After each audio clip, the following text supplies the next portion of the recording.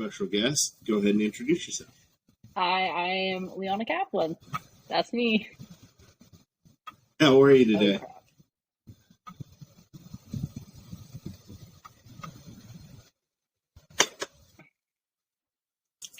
I think it just crapped out for a little bit. Oh, you're good. How are you? I'm good. It's been a busy morning. Had to do some client work, had to do my own check-in work and all that.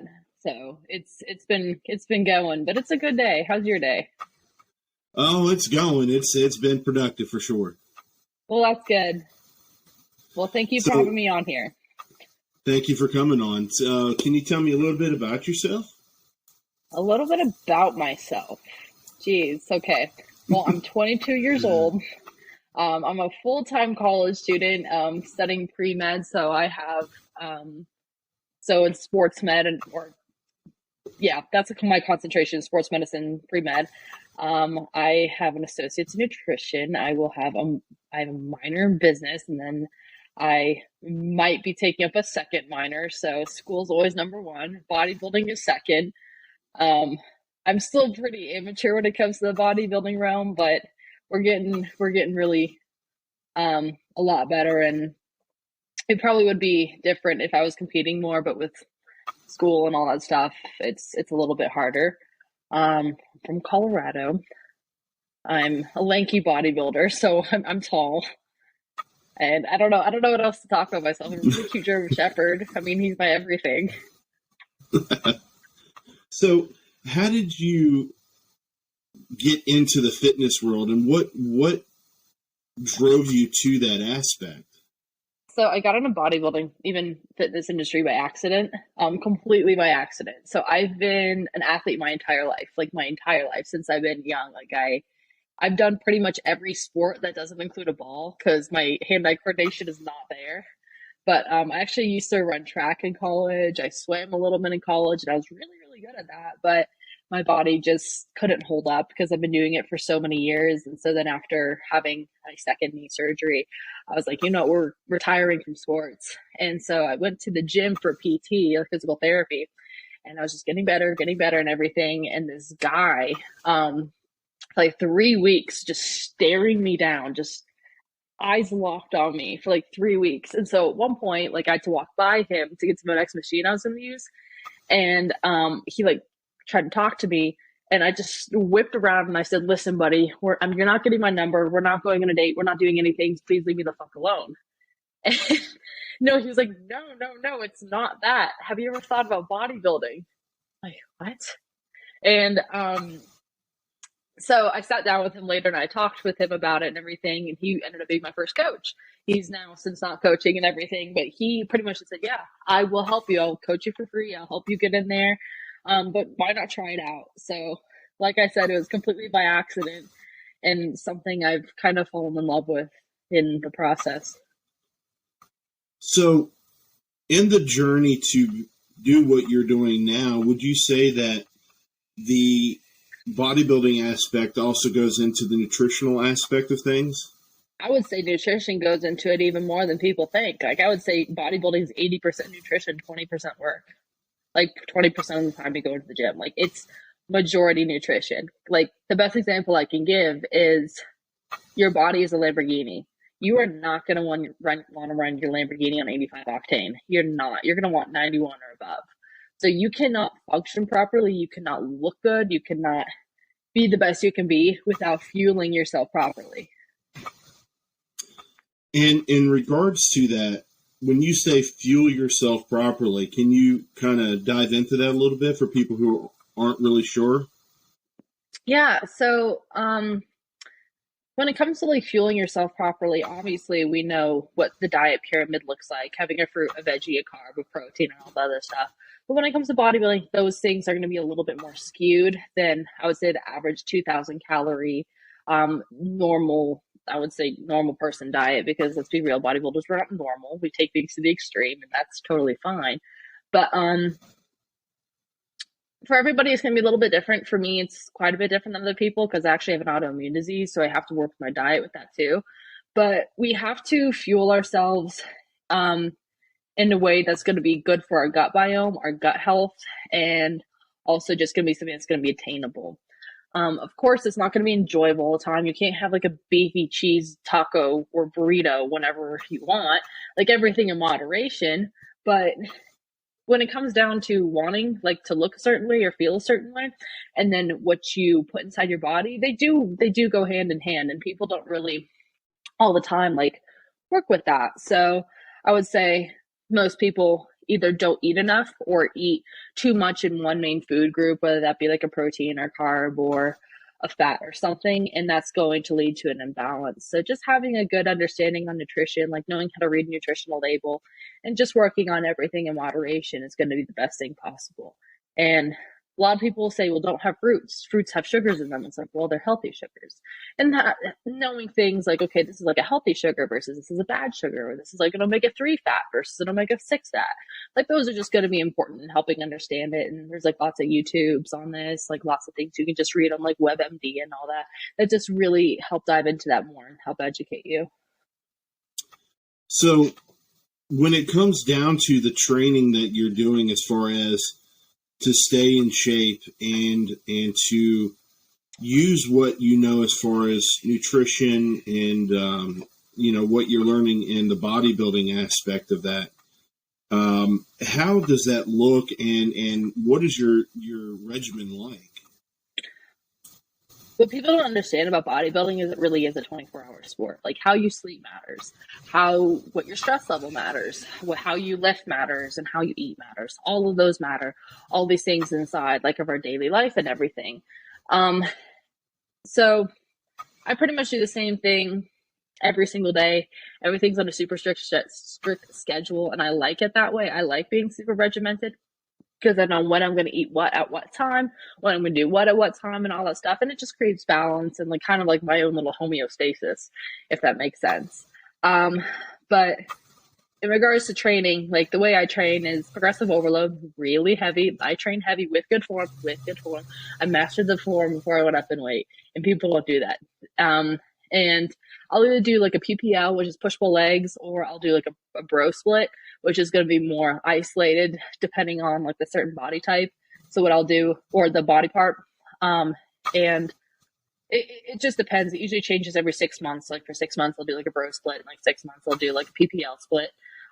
But each one of those splits lasts 8 weeks. So every 8 weeks, I'll modify it slightly, or it'll be modified slightly. For 7 weeks, I'll have a progressive overload week. And then for 1 week, I'll have like a deload week, or I'll just take that week entirely off depending on what school is and all that jazz. So for different people, like I would say for me, the one thing that I do that people do too much, I don't do that people do a lot of, is junk volume. I do very low reps, really high weight, but just really perfect form. And that's kind of like what I go into the gym doing. It's like, okay, I know I can go heavier on this. I know I can do more reps on this, whatever.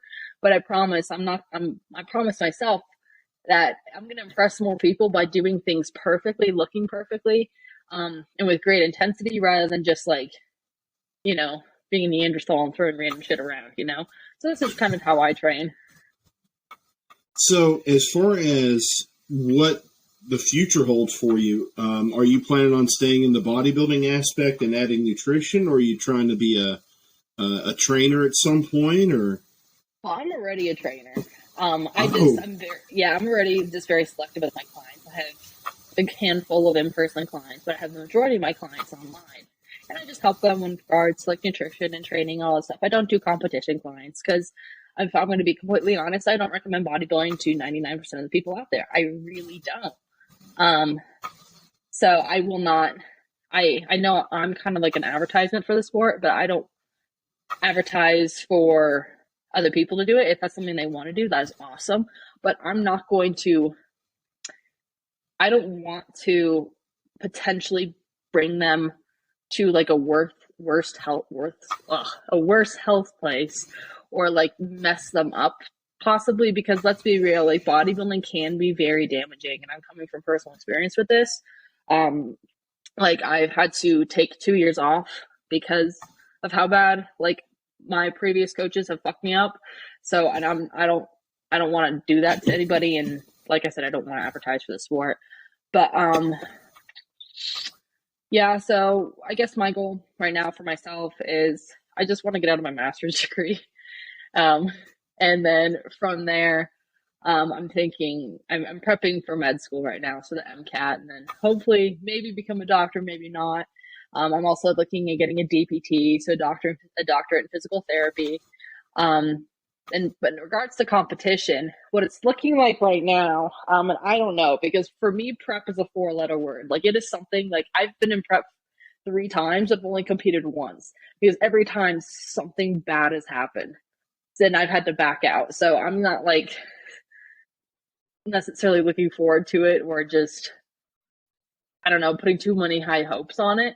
But it's looking like, since I have to requalify for nationals, I'm going to do a local show, and that will be cake, because even looking really crappy, I did really good my first show.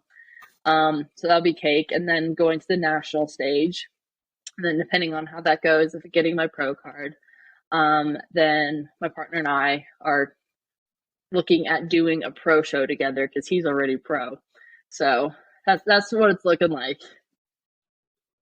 Well, it sounds like, you've got everything laid out on your future, which is great.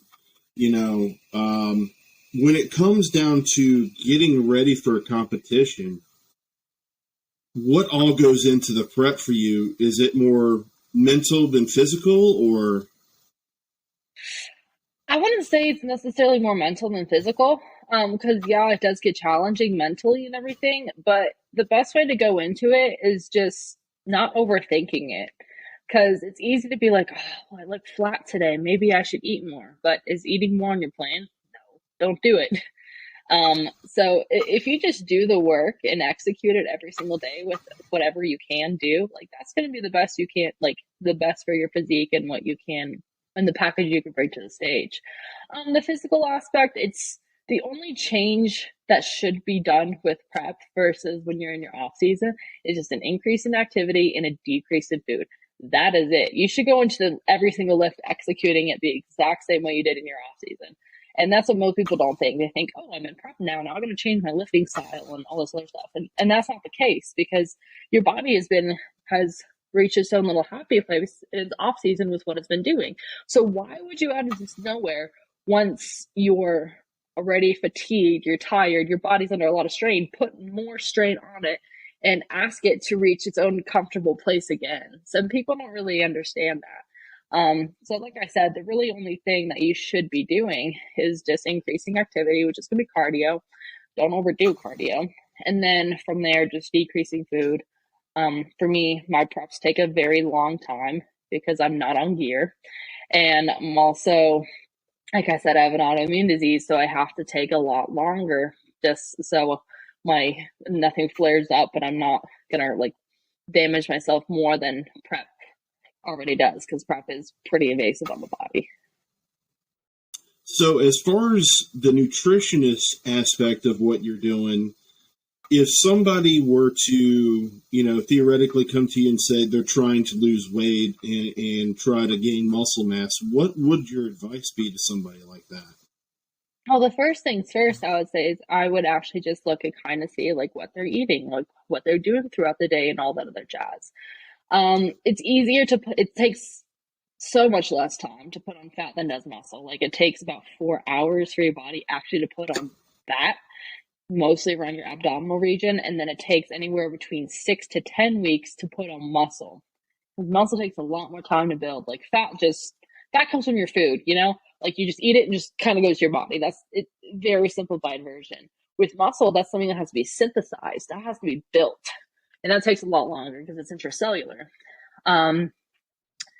So when it comes to losing weight and putting on more muscle, I always say, hey, be patient with the muscle. It takes time.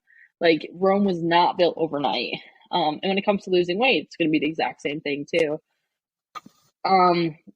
I would say I have a rule for all my clients. I was like, okay, if you're looking at eating something, let's play the 24-hour rule. And the 24-hour rule is, if you leave whatever you're about to eat on the counter for 24 hours, is it going to rot? If the answer is yes, like a fruit or like a meat or something, I would say, yeah, eat that. But if it's like a granola bar or something and you leave that on the counter for 24 hours unwrapped, it's going to be the same ass granola bar tomorrow, and like a week from now. It's like, why would you put something that's that process like in your body? So that's going to be the best like advice I would say.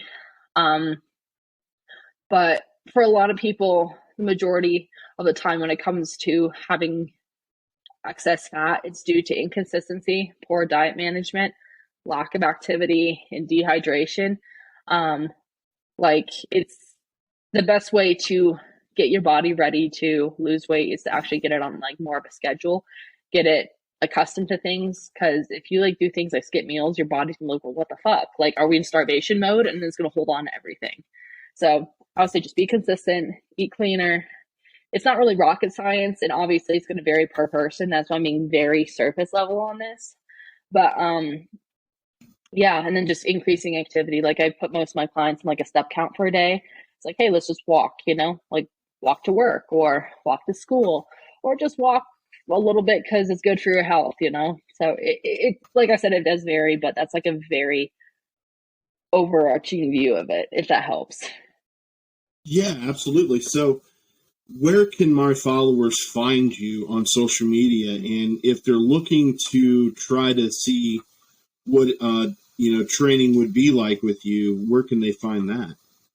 Well, I actually don't post a lot of my training shit. And there's a reason behind that. It's because when I'm training, I'm actually training. Unlike most of these influencers and everything, they're like, oh, let me do a set. Let me set up my camera. Let me make sure the lighting is right. Let's make sure my audio is on. No, when I go to the gym, that is my work time. And that is for me to improve and all that other stuff. I don't need to broadcast the fact that I'm lifting or the fact that I'm working out. Like, let my physique speak for itself. And for those who know me, they know, like, I train hard. So they can't really find much of me training. I'll occasionally post a video here and there when I do have like a longer break and I set up my camera or something, or I need to check form for myself and I set up a camera to make sure it's okay. So they can't really find a lot of my training. But what they can find me on social media is I'm the most active on Instagram. And it's LeeAhNuh.K. And they're like, well, what's your name, Leah? No, it's Leana, but that's how you say my name if you put it in Google. So I just made it how you say my name. But yeah, like I'm very open about like helping people when it comes to like advice and all that stuff. So they're more than welcome to just like send me a message or whatever. And I'm more than happy to throw out a few pointers or whatnot or something I would recommend. But yeah, I mean, I possibly right now I'm capped out on clients, but hopefully when my schedule clears up a little bit more, I'll be able to take on a few more too. So I got that going too. And where can they find you for that? Would it be through Instagram or? That'd be the best. I have the majority of platforms, but that's the one I'm the most active on just because that's where I do have a lot of like my clients contacting me and everything because like I have clients in Singapore, I have one in Russia, I have one in Germany, like it's international. And so obviously I can't give like my phone number to them or else you're going to be charged for like international cellular data, and I don't want to do that. So they just send me DMs whenever they need to, or we'll do like video calls or phone calls through Instagram, which is super helpful. So yeah, Instagram would definitely be like the best when it comes to communicating with me.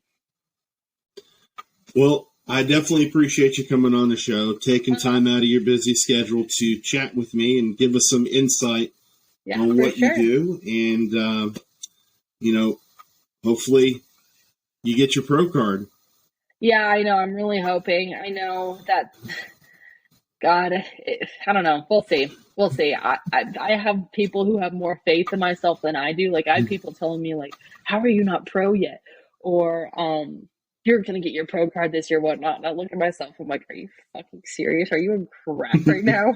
It's like, I don't see it. But then again, that comes with body dysmorphia, and that's definitely a very prominent thing in bodybuilding, which is kind of poopy.